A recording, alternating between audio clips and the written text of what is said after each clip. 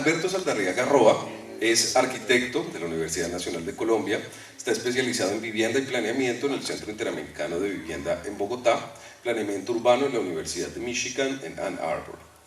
Fue profesor de Historia y Teoría de la Arquitectura en la Universidad Nacional y de los Andes de Bogotá, coordinador de la Maestría en Historia y Teoría del Arte y la Arquitectura de la Universidad Nacional de Colombia, decano de la Facultad de Artes y Diseño de la Universidad Jorge Tadeo Lozano de Bogotá, profesor del doctorado en Arte y Arquitectura de la Universidad Nacional de Colombia.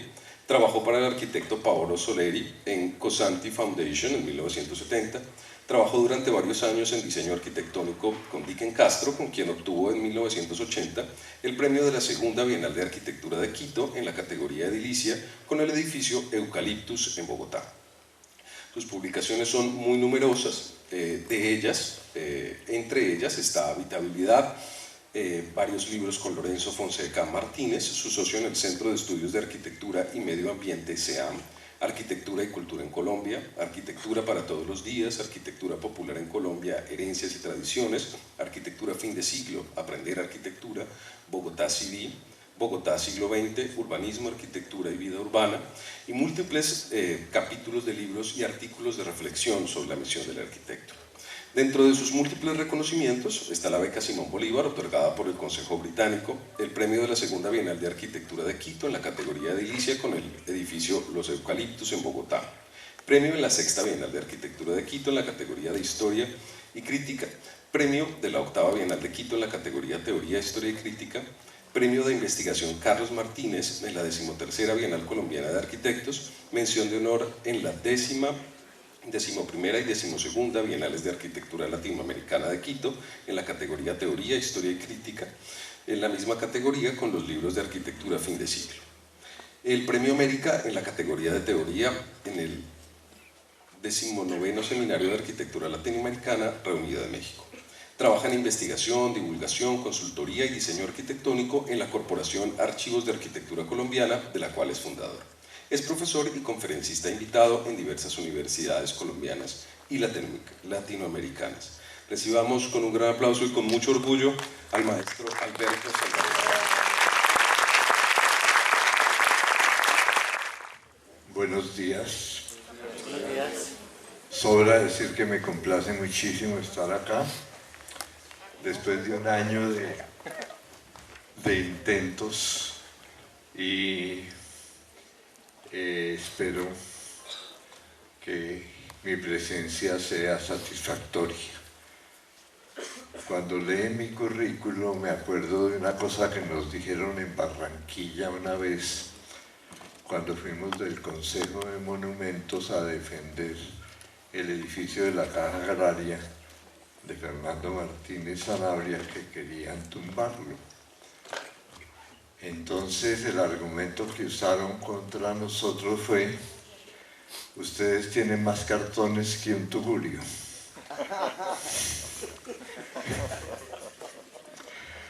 Yo creo que ya he mencionado bastante la existencia de este libro, que se publicó originalmente en 2002. Fue un trabajo que se hizo como parte de un año sabático, delicioso por cierto, y el libro lo publicó la Universidad Nacional conjuntamente con Villegas Editores. Fue una coyuntura relativamente afortunada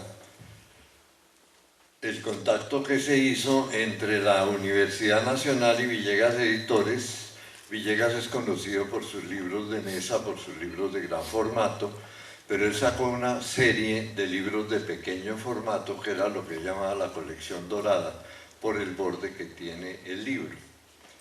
El libro afortunadamente tuvo buena salida, al punto que se agotó, hubo una segunda edición.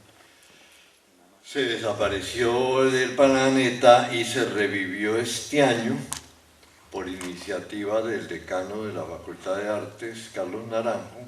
Fuimos donde Benjamín Villegas nos regaló el libro, quiso decir, los derechos que tenía del libro por ser copartícipe, y fuera de eso nos regaló el libro diagramado. O sea, nos regaló él el CD con la diagramación del libro. Lo único que hemos tenido que hacer es reconstruir la parte gráfica con mi archivo, y el libro está en este momento en proceso de reimpresión. Así es que afortunadamente va a quedar nuevamente en el papel, pues que es mi formato favorito. Contar todo el libro es imposible en una charla, partamos de esa base. Entonces lo que yo voy a hacer es una síntesis apretada. Anoche me puse a hojear el libro y dije, no, yo no voy a decir ni la mitad del contenido. Entonces, bueno, qué pena con ustedes, pero quedémonos con la mitad. Antier casualmente presenté algo del libro en Palmira porque me invitaron de la Universidad Antonio Nariño. No sé qué tanto alcancen a leer la letra menuda, pero cuando me preguntan qué me inspiró el libro, pues en el libro cuento la historia de, así como dicen, desde que se me apareció la palabra experiencia en la experiencia pedagógica.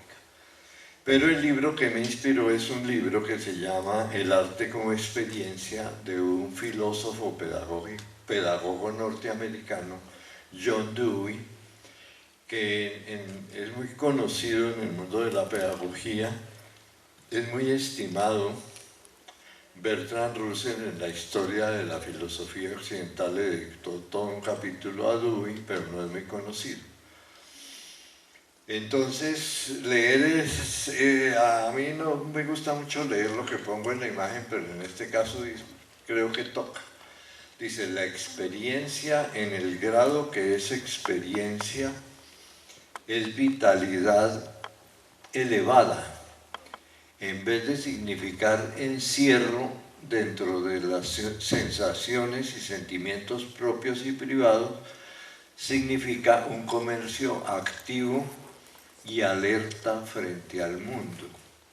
Significa una completa interpenetración entre el yo y el mundo de los objetos y los acontecimientos.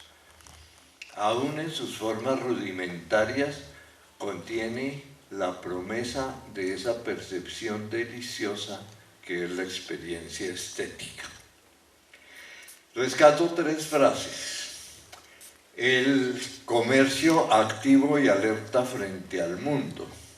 La completa interpenetración entre el yo y el mundo de los objetos y los acontecimientos. Y pues por último, aunque lo discutiremos más adelante, el tema de la experiencia estética. La foto es del Palacio Imperial en la ciudad perdida, en la ciudad prohibida de Beijing. Obviamente, cuando uno emprende un trabajo, este fue un trabajo de investigación dilatado a lo largo de un año, que tenía muchos precedentes. Yo fui asesorado por mi psicólogo, que yo tengo un psicólogo de cabecera, Augusto Pérez, que es una maravilla, que más que psicólogo es un cómplice, y por una filósofa, Amparo Vega. Augusto me dio muchos documentos, me suministró y conversamos mucho sobre el tema de la experiencia, y Amparo me orientó un poco al campo de la fenomenología que aparece en el libro. No lo voy a detallar mucho porque es un poquito enredado, pero en cierta medida no era solamente una reflexión sobre mi experiencia personal, sino que quería estructurarla con unos fundamentos más sólidos.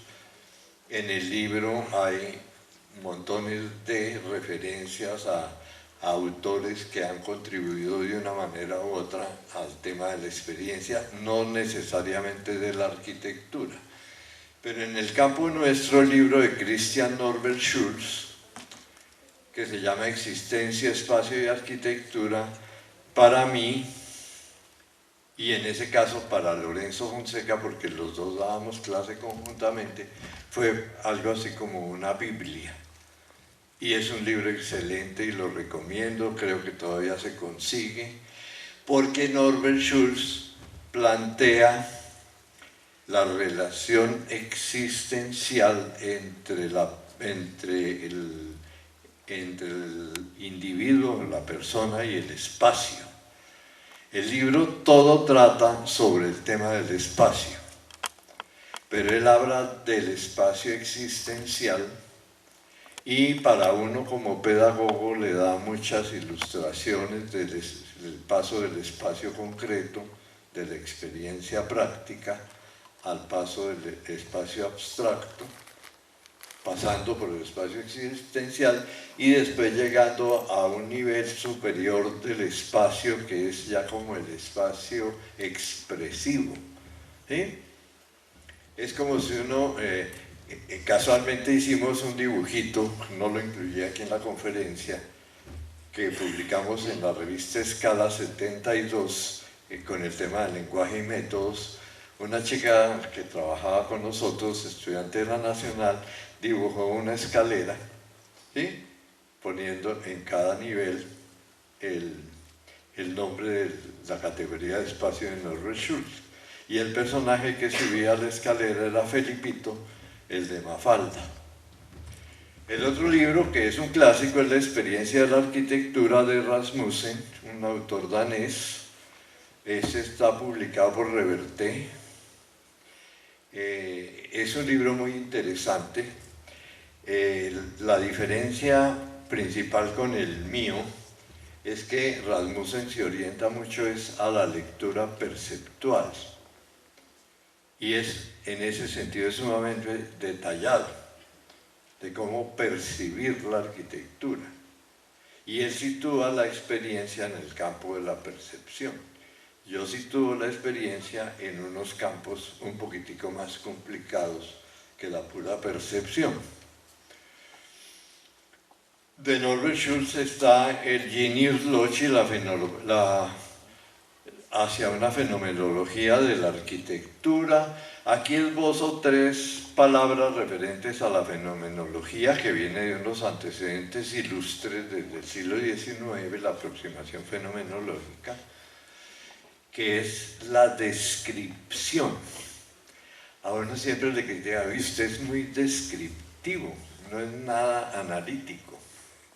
Y la fenomenología reivindica la descripción de las cosas en sí, la negativa a la explicación y la conciencia directa de las cosas. Pues esos 3 conceptos que me parecen fantásticos, porque en cierta medida cuando uno describe una cosa en sí, tiende a meterse en el objeto, en lo que está haciendo, a ver cómo es hecho, pero sobre todo a aproximarse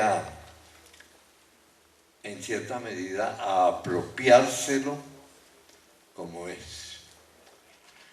Bueno, esta frase, hay muchas frases que pueden sonar a saludos a la bandera, pero bueno, la intención no es esa. La arquitectura hace parte de la experiencia existencial de los seres humanos como parte de la experiencia de habitar en el mundo. Ahí hay 2 cosas que son importantes y que tenemos que detallar, pero aquí yo hago un paréntesis y me comunico ya directamente con ustedes. Creo que ustedes, al igual que yo, habitamos en algún apartamento, en alguna casa. No sé si alguien tenga una casa en un árbol, pero eso ya es por deporte. Lo más probable es que nacimos en un hospital, clínica o en el cuarto de la mamá en la casa. Lo más probable es que algunas de nuestras primeras impresiones del mundo sean arquitectónicas. Lo más probable es que estudiamos todos en un kindergarten, en un jardín, en un colegio. De hecho, nuestra vida se ha desarrollado en la arquitectura. Entonces, esa frase que puede salir, saber o sonar como un saludo a la bandera, es simplemente el reflejo de una realidad. Y ya lo dijo el decano en la presentación, citando una palabra que nos dio nuestro profesor de humanidades, el profesor Antonio Berman, que somos seres arquitectónicos. Y eso después, bueno, tiene unas referencias mucho más importantes, la de Heidegger, ¿cómo es? Pensar, ¿cómo es? Habitar, construir, pensar, que es el artículo clásico de Heidegger, que es, por ahí lo mencionaré. En todo caso, la experiencia de la arquitectura no es ni propia de los arquitectos, ni exclusiva de los arquitectos, es de todo el mundo. Lo que nosotros no pensamos a veces cuando proyectamos es en la experiencia del usuario. Porque de todas maneras, el que se meta en algún hueco que nosotros hayamos proyectado va a experimentar.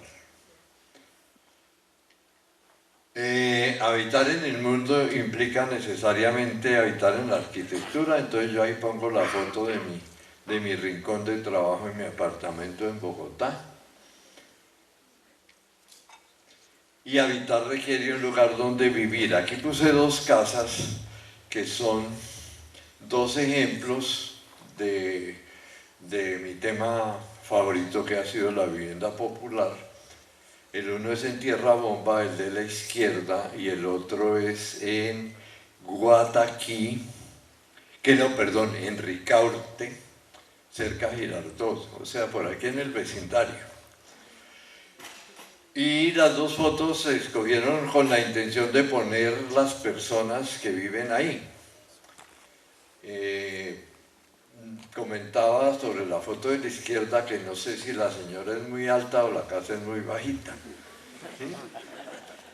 Y la otra es en una casa típica de la región de Girardot, de Suárez, de toda esta área compartida entre el Tolima y Cundinamarca y Huila, que es la casa de techo de palma. Entonces, la casa es como la imagen arquetípica del hábitat y la imagen arquetípica del lugar donde vivir.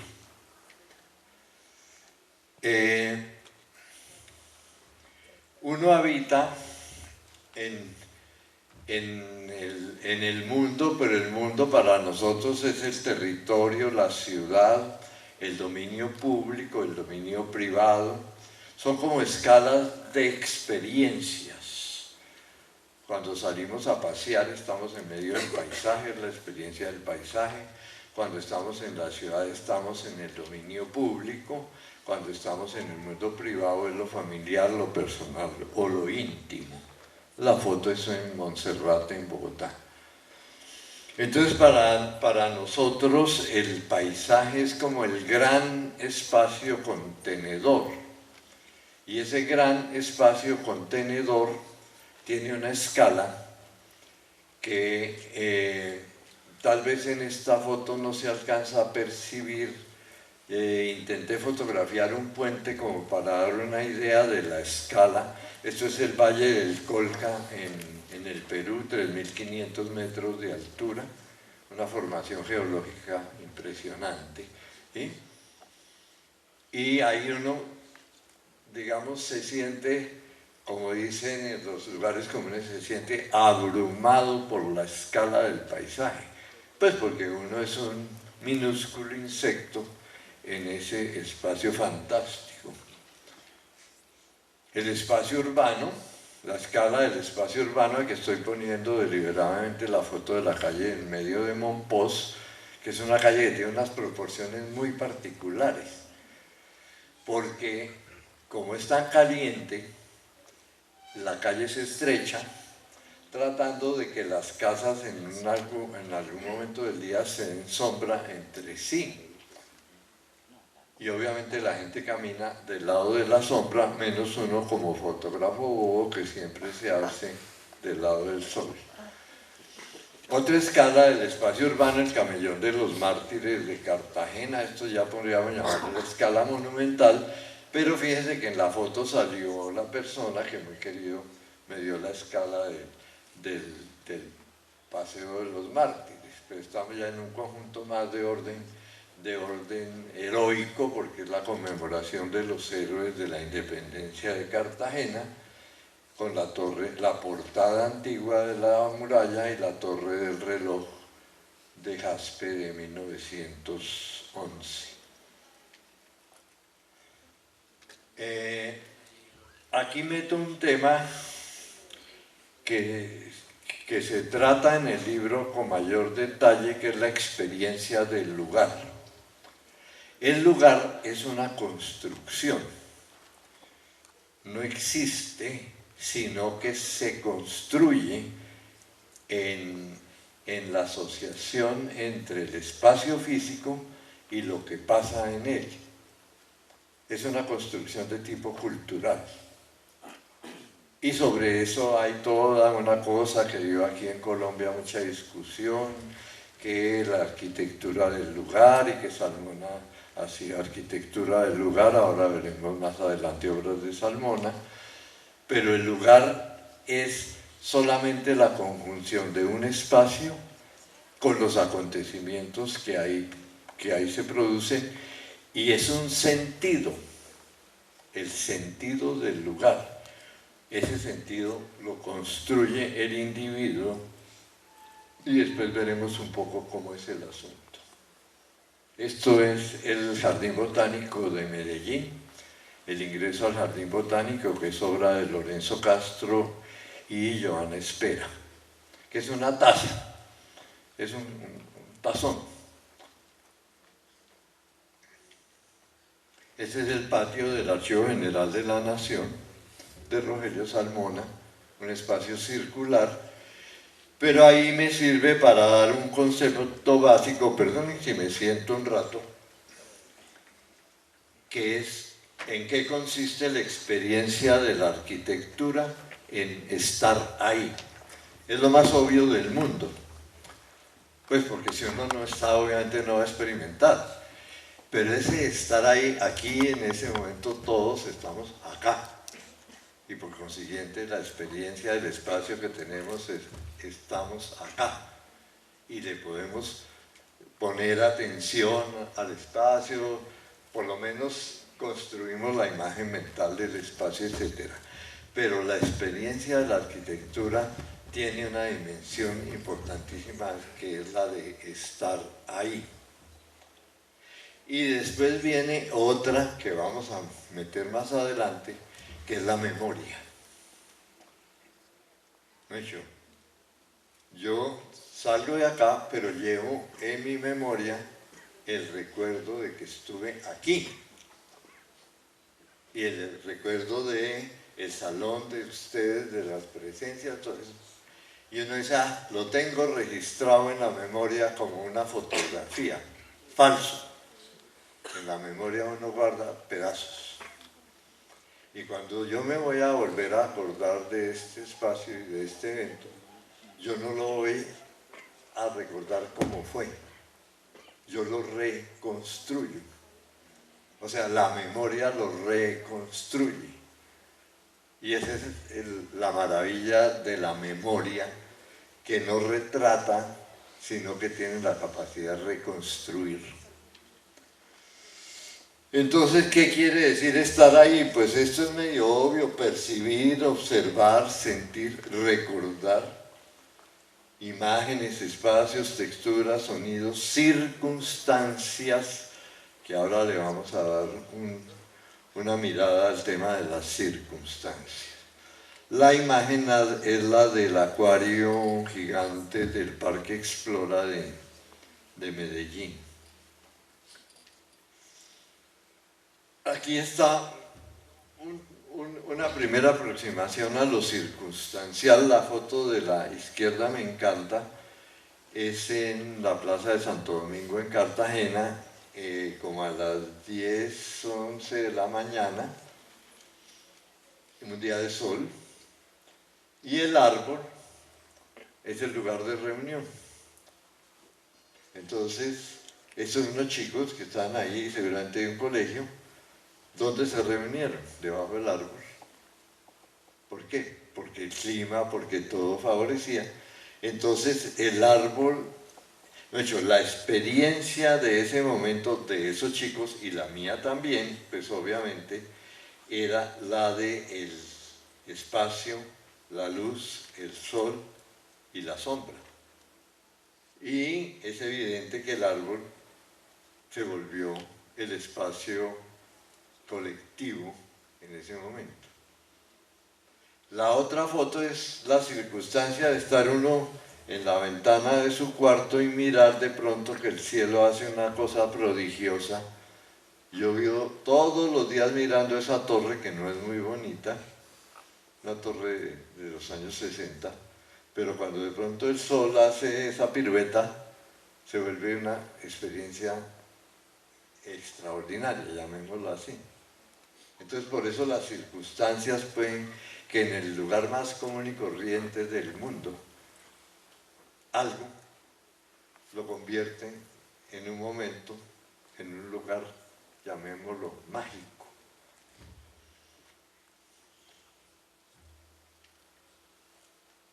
Esto es en Lima, en el centro comercial Larcomar, que es un centro comercial muy curioso porque Lima tiene el borde con el mar de barrancos altos, bastante altos, a veces de 60 metros, y los del centro comercial decidieron hacer el centro comercial en el barranco. Entonces desde la ciudad uno no lo percibe, lo que percibe es esto, que en cierta medida tiene su encanto. El centro comercial es uno común y corriente que tiene la ventaja de que está mirando siempre al mar. Pero este lugar, y ustedes observan que la gente está fotografiando y todo, porque el lugar tiene su sentido. De hecho, uno se siente que hay un lugar. Bueno, esto es una lectura que para ustedes puede ser muy elemental, pero es cómo comenzamos a percibir la arquitectura y a construir imágenes, ¿sí? A experimentarla. Entonces está pues la cara de la arquitectura, la fachada. Esto es la iglesia de la Concepción en Mompox, que es la cara. Y comentaba hace 2 días que si ustedes miran la cara, pues la parte simétrica, el cuerpo central tiene ojos y boca y nariz. ¿Sí? No es casual, no es casual. No es que el que la haya hecho lo haya querido hacer con esa intención, es que en el principio de la simetría está el cuerpo humano. Y la simetría es una réplica del cuerpo.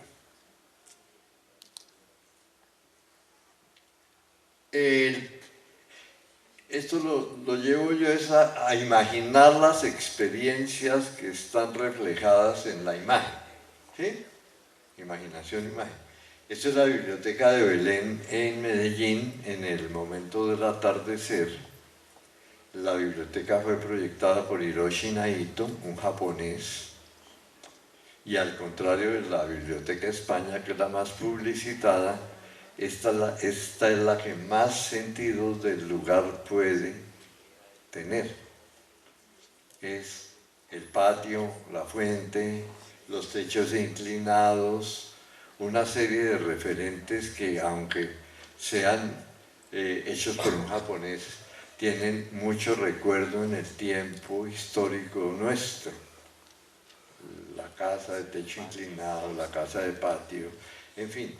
Y el señor japonés que viene tiene un sentido o una percepción de lo que conoció alrededor de Medellín, de la casa campesina, de la casa de la finca, etc.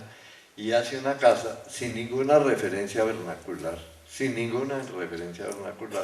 ¿sí? Pero que tiene una raíz en la mentalidad, digamos, del medellinense o del antioqueño o del colombiano, que nos identifica automáticamente. Y la experiencia, pues obviamente es el momento, el estar ahí, el estar ahí en el momento del atardecer, que apenas está encendiéndose las luces, los reflejos en el patio, todo eso es lo que yo llamo la circunstancia. ¿Sí? De día el espejo de agua es gris, no es azul Caribe como lo ponen ahora en todas partes, es gris. Y tiene 5 centímetros de profundidad, creo que son 5 centímetros de profundidad, no más. Es un espejo de agua, literalmente.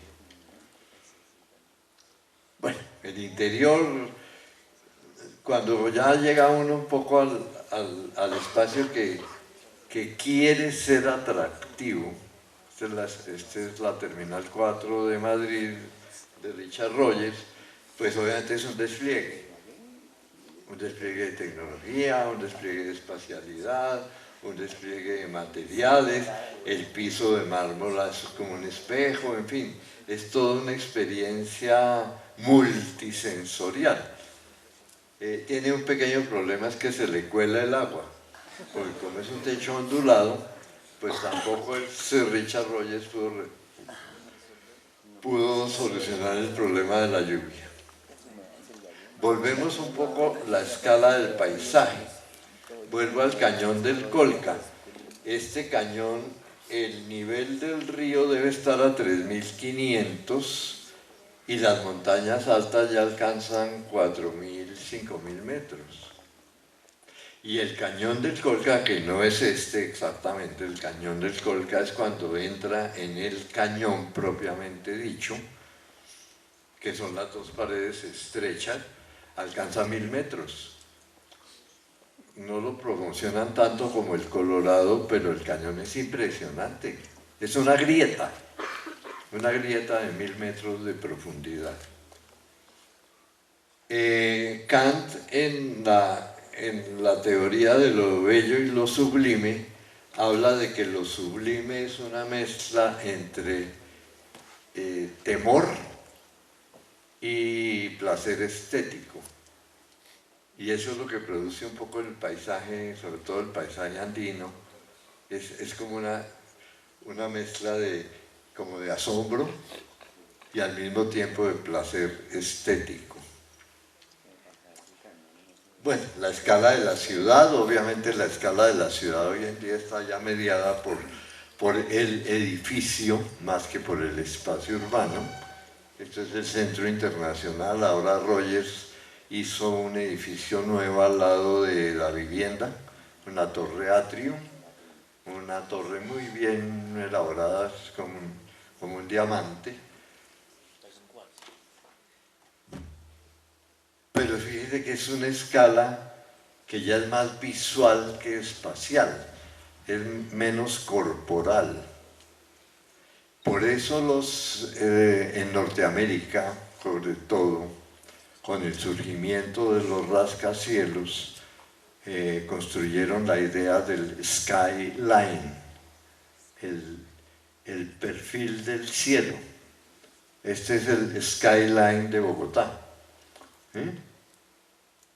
Pero cuando hay tantos edificios altos, el skyline se pierde un poquito. La plaza, la escala de la plaza, ahora que pasamos por anoche fue que pasamos por la catedral y el parque, la escala del parque es fantástica, Entonces hay una escala de la plaza, que es la plaza de Bolívar, obviamente tiene más palomas que gente, pero la escala de la plaza produce una emoción al que llega. De hecho, está la configuración, el hecho de que los edificios conserven los mismos materiales, de que el arquitecto que la remodeló haya trabajado el piso, en fin, se creó un espacio que produce una experiencia importante. Aquí volvemos a la escala del patio, en la Biblioteca de Medellín, la escala del espacio interior, y estoy hablando de la escala porque como el cuerpo es la medida de la experiencia, porque nuestra experiencia es la experiencia corporal. Por eso hablo yo de espacio, cuerpo y sensibilidad. Esas escalas nos dan distintas experiencias. El orquidiario, que ha sido muy criticado, básicamente es un recinto de eventos que tiene unas grandes construcciones que parecen árboles, que a la hora de dar sombra, pues tampoco es que dé mucho. Entonces la señora dirigente le puso unas telas negras colgadas para que no entre el sol, pues obviamente no se ve muy bonita, pero el espacio en sí es bien agradable y bien interesante. Y los coliseos de los hermanos Mesa y Masanti son ya deliberadamente pensados para que sean muy llamativos. Obviamente la experiencia de esos espacios no deja de ser interesante, ¿sí? Porque son esos grandes dedos que permiten la entrada de la luz, y ese es uno de los coliseos de los Olímpicos de Medellín. La escala del recinto ya es la escala doméstica, la escala íntima, la escala de la habitación, la escala de la sala. Esto es una salita en Cuenca, Ecuador. Y el umbral, que es un tema interesante, sobre todo en nuestra arquitectura, que nuestra arquitectura ha sido arquitectura de umbrales. El zaguán era un umbral, el corredor alrededor de la casa es un umbral, el balcón mismo es un umbral. Este es el umbral de entrada a la iglesia de Monserrate en Bogotá, que uno no abre la puerta y entra directamente a la iglesia, sino que hay un pequeño espacio de transición. Entonces, esos umbrales son experiencias muy gratas porque son estar adentro y afuera, estar entre. El umbral en inglés se podría llamar el in-between, el estar entre, ¿sí?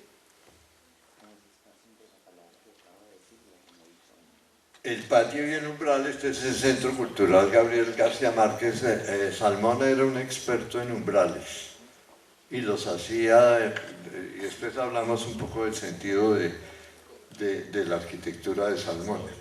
Esta es la entrada al patio que da acceso a la librería del Fondo de Cultura Económica. Y esta edificación que fue pues no fue póstuma porque Rogelio alcanzó a estar, salió de todas las normas de lo que él hacía. Incluso me lo han preguntado muchas veces por qué Salmona hizo ese proyecto tan distinto a los demás. Y yo les digo porque sí. Uno no puede explicar lo inexplicable. Bueno, esta es la placita del Chorro de Quevedo en Bogotá, pero aquí me lleva a dos consideraciones que son interesantes. Volviendo al tema de que todos vivimos en la arquitectura, que todos vivimos en la ciudad, que todos trabajamos en la ciudad, viene el concepto de la experiencia distraída. Nosotros no miramos, nosotros simplemente recorremos. Y si recorremos la misma calle todos los días para venir y la misma calle para ir y eso, se vuelve... La arquitectura está ahí, la que está ahí es la arquitectura y el que no está ahí es uno, aunque esté moviéndose, no percibe, sencillamente no ve. O se necesita que pase algo raro, que llegue el policía de tránsito a ponerles comparendo, o que se caiga una motocicleta, o en fin. Pero en nuestra experiencia, en 99% de los casos, siendo eminentes arquitectos todos ustedes y nosotros, no paramos atención a lo que vemos. El llamado de atención del libro es hacia la experiencia consciente. Obviamente aquí la ilustré con algo que es el Museo del Prado y el salón donde están las meninas y todo. Hubiera podido poner cualquier otra cosa, ¿sí? Pero tenía la foto a mano y me sirvió. Entonces, hay una cosa curiosa. yo creo que si uno mirara bien la foto, de pronto hay una o dos personas mirando el espacio. La mayoría está mirando las meninas. O sea, el espacio no se integra dentro de la experiencia, porque la experiencia es las meninas, pero el espacio está ahí. Y además es un espacio magnífico. No olvidemos que el Museo del Prado no se hizo para museo. Lo que llamamos hoy Museo del Prado fue una escuela de ciencias naturales. Entonces, la adaptación a museo, que fue muy buena, indudable, lo que tomó fue un edificio neoclásico de finales del 18 y lo convirtió en museo.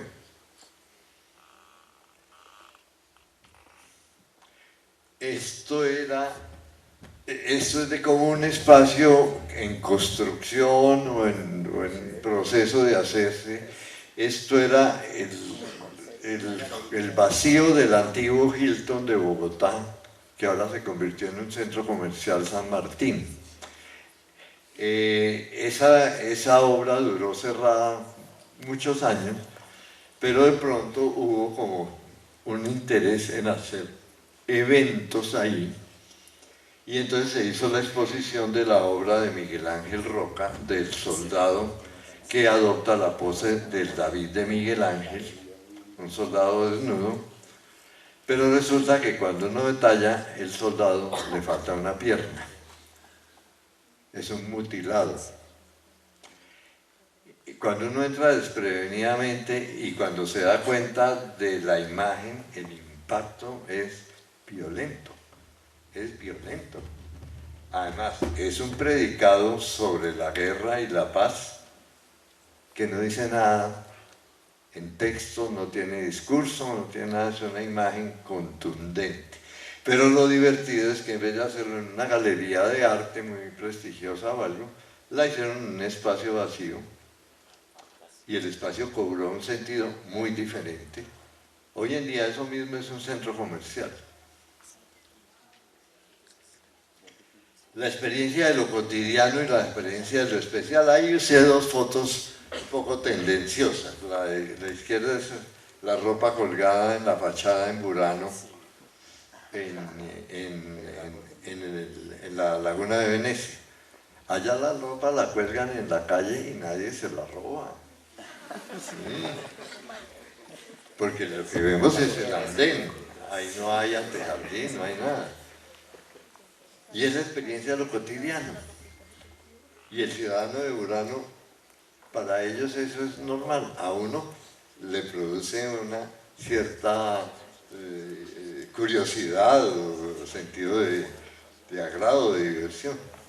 Y obviamente está la gran experiencia, pues, que todo el mundo llega y se le para el pelo cuando entra a Machu Picchu, pero esta vista es tomada desde el punto donde se entraba originalmente a la ciudadela, porque la entrada de turistas hoy en día es abajo, pero el camino del Inca, que son 3 días de recorrido desde Ollantaytambo, remata en este punto exacto donde se toma esta foto.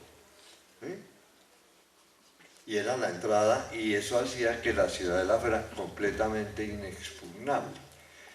Obviamente recorrer Machu Picchu uno anda de emoción, en éxtasis, es como cinematográfica, ¿no? No sabe en qué punto está más impresionado por la construcción.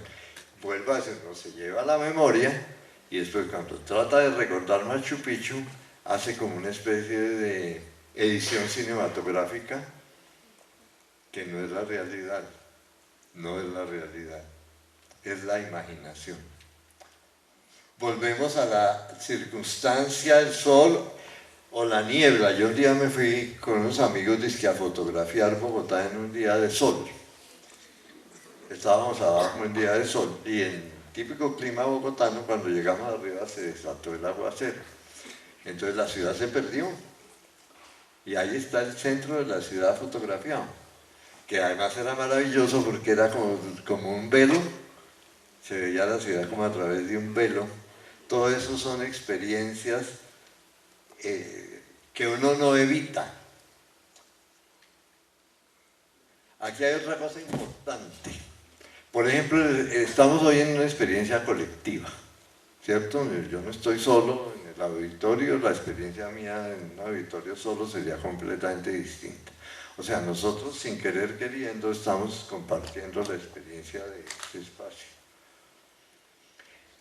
Por ejemplo, la foto de la izquierda fue en un evento de arquitectura que organizó Jorge Pérez en la Bolivariana de Medellín, que fue llevado a cabo en el Teatro Metropolitano. Este es el vestíbulo del Metropolitano, que es un espacio muy interesante que diseñó Oscar Mesa, un espacio de triple altura, que es digamos, el foyer o el lobby más que foyer de la sala. Y ahí está todo el mundo en un congreso. Sí hay unos que están levantando la cabeza, mirando el espacio, ¿sí? Porque ahí hay una experiencia singular. Y es muy diferente la experiencia de la persona que está sola en el espacio a cuando está compartiendo, como digo yo, sin querer queriendo, la misma experiencia. O pongo nuevamente el ejemplo de la Plaza de Bolívar, que es la experiencia de lo colectivo, lo público, pero con una diferencia. Cuando uno está en la Plaza de Bolívar pasan muchas cosas. Creo que ahí vemos un coche, ¿no? Eso es tomado desde el museo de la Casa del Florero. Entonces, al lado de la experiencia del espacio de la plaza, están todos los eventos que suceden ahí, que es lo que hablamos, que ahí es donde se comienza a construir el sentido del lugar. ¿Sí? Es una plaza viva, una plaza que tiene vitalidad, que las palomas hacen parte de eso, que el vendedor del algodón de dulce, que el cuentero, que la señora que lleva la llama peruana y monta los niñitos, todo eso hace que eso sea un lugar. Esta es la experiencia de lo colectivo en Segovia. Uno lo que quiere es llegar al acueducto, al viaducto, y no puede. Y yo decía que esta es la experiencia del turista, no de la arquitectura, porque hay tanta gente que es difícil percibirlo, pero obviamente la obra monumental está allá al fondo y uno está en el espacio. Y entonces ahí es donde viene la ciudad, cualquier ciudad, como una oferta de experiencias múltiples. Entonces ahí también uno pensaría, desde la práctica pedagógica, la ciudad es un libro abierto de experiencias. Cuando uno va, de lo que hemos recorrido hoy nomás, ¿sí? Vimos las distintas escalas de las calles, las avenidas grandes, los nuevos desarrollos, el parque, el jardín botánico, en fin. La ciudad es una fuente de experiencias diarias. O diarias no necesariamente, de una serie de experiencias que se pueden experimentar y que eventualmente uno las puede usar dentro del tema del aprendizaje de la arquitectura. Porque es que a través de la experiencia uno medio entiende qué es la arquitectura, ¿no? Digo medio entiende porque no está dedicada a entenderla, sino a vivirla y experimentarla. Entonces uno ve que un barrio como La Perseverancia en Bogotá, pues que fue un barrio creado por Bavaria en 1919, que queda contiguo al Parque Nacional. La experiencia, esto es tomado desde la oficina de Rogelio Salmona, Eso lo tomé yo desde el piso 20 de la torre de la sociedad. La textura del barrio es fantástica. Si lo pintáramos de blanco, uno diría, ah, se parece a un pueblo griego. ¿Sí? Si lo pintáramos de rojo, diría, eso es mexicano. Entonces, fíjense cómo la experiencia también radica mucho desde el punto de vista. Desde ciertos puntos de vista, un lugar que puede ser, digamos, anónimo, cobra una importancia especial. Y entonces la experiencia y la memoria, lo reconocible, o lo reconocido y lo desconocido, o lo novedoso. Cuando uno recorre, miren, pongámoslo en otro término, cuando uno viaja a otra ciudad por primera vez, incluso cuando cambia de continente y llega a una ciudad, uno lleva el código de la ciudad ya incorporado, el QR ya lo tiene. Y uno lee la ciudad donde llega de acuerdo al QR que tiene. Entonces comienza a descifrar la ciudad en términos de su propia vivencia. ¿Sí? Y mientras se familiariza con la nueva ciudad, tiene una cantidad de cosas desconocidas. Entonces, por eso la experiencia de viajar, de cambiar de lugar, de cambiar de cultura, es una experiencia interesante porque uno va multiplicando los códigos de conocimiento y de experiencia que va acumulando. La otra es la torre Shanghái, la Shanghai Tower, que es hecha por una firma gringa que para ser novedoso la retorció. Entonces es una torre en espiral. Y tomar la fotografía es complicadísimo porque uno no sabe cómo mostrar la torcedura. Pero bueno, eso es lo que hacen ahora. Volvemos a lo nuestro, al espacio de la escala nuestra, y tenemos la calle del medio de Monpós, que fíjense que la escala de la calle es muy particular. Cuando uno llega la primera vez a esa calle, uno se asombra porque es una calle angosta. Y las edificaciones son altas y la foto afortunadamente da cuenta del efecto de la sombra. ¿Sí?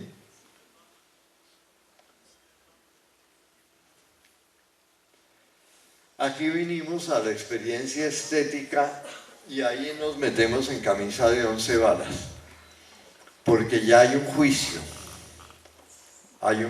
estético. Uno emite juicios estéticos todo el tiempo, todo el día, en todo momento. Muchos de ellos ya están controlados por los medios publicitarios, entonces lo bello ahora puede ser distinto o puede ser lo mismo que era feo hace unos años, en fin. Esa estética manejada por los medios es muy variable. Pero para nosotros la estética está en las formas, básicamente en las formas de la arquitectura. Nuestro juicio estético es un juicio formal, que a veces incluye lo espacial. Pero la casa Kaufman, la casa de la cascada de Wright, uno la ve más como un juego de formas. Y es una estética completamente distinta a la estética del Patio de los Leones de la Alhambra, que es árabe, llamémoslo así. No es mudéjar no es árabe, que es otra cosa. La Alhambra fue una construcción hecha para los sentidos. Entonces ahí juega todo, el agua, el espacio, la ornamentación. La Alhambra era un sitio favorito de Salmona y una referencia en su obra, porque era el juego de los sentidos. La casa Kaufman es para ser vista casi desde afuera y casi desde el mismo punto de vista. Y son dos concepciones estéticas completamente distintas. Lo mismo podría uno decir la diferencia entre Gaudí y Le Corbusier. Gaudí en determinado momento le pudo parecer espantoso a los vanguardistas de comienzos del siglo XX. Gaudí les parecía corroncho. Hoy en día es un personaje, esta es la reconstrucción cómo va a quedar, es el render de cómo va a quedar la Sagrada Familia cuando le construyan la torre central, que es la más alta. Todavía falta por hacerlo.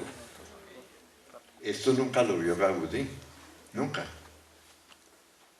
Y obviamente la Ville Savoye de Le Corbusier es la antítesis. ¿Cómo hacen un juicio estético ahí? Tomar partido como tomar partido político para las elecciones, pues obviamente no. Precisamente uno tiene que expandir su rango del juicio estético, relativizarlo y entenderlo. Y lo que es más divertido es experimentarlo. ¿Qué tal que el mundo fuera todo como la Villa Savoya? Sería aburridísimo. Y si fueran solo catedrales como la Sagrada Familia, sería aburridísimo. Lo que es interesante es que tenemos la oferta privilegiada de vivir en distintos tiempos culturales, en distintos tiempos. Podemos vivir el gótico, podemos vivir el colonial, podemos vivir el prehispánico, todo a tiempo. Con Le Corbusier, con Mies van der Rohe, hasta con Rem Koolhaas. Y aquí entró un tema que en cierta medida es el sentido final del libro, es la experiencia poética. Y ahí hay de referente inmediato el libro de la poética del espacio de Gaston Bachelard, Fondo de Cultura Económica, libro de bolsillo. Este libro es muy consultado y muy citado. Es un libro fenomenológico, Bachelard es de la línea fenomenológica, y Bachelard tiene la poética de la casa, la poética de hecho, él va recorriendo como distintos ámbitos de lo poético del espacio. Pero yo digo que la poética es una dimensión especial de la experiencia de la arquitectura y es una cualidad especial de la experiencia existencial. Ahí me faltó la E. Ahí estuve tecleando mal. Es en parte racional y en parte emocional. La experiencia poética es, en términos de John Dewey, la compenetración sensible entre el individuo y su mundo. Con Salmona se habló mucho de poética porque él usaba mucho el término en su explicación y en su posición ante la arquitectura, ¿sí? Y la poética no es la poesía, sí es la poesía, pero no es la poesía. En el fondo la palabra poiesis en el griego es la creación, es el acto creativo. Entonces, la poética es en cierta medida la creatividad, es la experiencia creativa del espacio. Es cuando uno trasciende todo lo que está mirando y encuentra el sentido poético. Yo le encontré el sentido poético a esta foto de un atardecer en mi balcón, que estaba la ventana abierta, y la foto me dio que parecen dos fotos, ¿sí? Lo que pasa es que había un atardecer fantástico y esa experiencia es poética. Y en cierta medida no hay persona que se resista a un atardecer. No hay persona que se resista al atardecer en el mar o en la montaña, o persona que se resista incluso a la lluvia o incluso que son experiencias de tipo poético, ¿sí? De hecho, son emociones singulares. Entonces Salmona predicaba un poco la poética de la arquitectura, o sea, la idea de crear espacios que deparen experiencias poéticas. Este es el patio del caucho que llaman de la Casa de Huéspedes Ilustres, Yo fui testigo parcial de la construcción de la casa y tengo las fotos del patio cuando se inauguró, y el caucho era un cauchito. Hoy en día el caucho es fantástico. Y entonces la experiencia del patio, poética o estética, o como la queramos llamar, es la experiencia de la arquitectura, del agua que corre por las atarjeas, del caucho que produce la sombra, de la textura del muro de piedra, de las maticas que dan colorido, en fin. Esa síntesis de la experiencia es la experiencia que yo llamaría poética. Y Salmona se preocupaba mucho porque su arquitectura fuera vivida y percibida y sentida por la gente. ¿Sí? Y el momento poético, eso era desde la terraza del hotel donde yo frecuentaba ir en Cartagena como funcionario del Atadeo, y por eso digo, nadie resiste la experiencia de un atardecer. Tiene su encanto, ya estamos. Y el momento poético, y aquí entramos en lo último, que es la creación como poética. Eso es más, aparentemente es más artístico que arquitectónico, pero puse este dibujo de Steinberg que me parece genial, del hombre bailando con el garabato, la creación como acto poético, y ahí terminamos. Muchas gracias.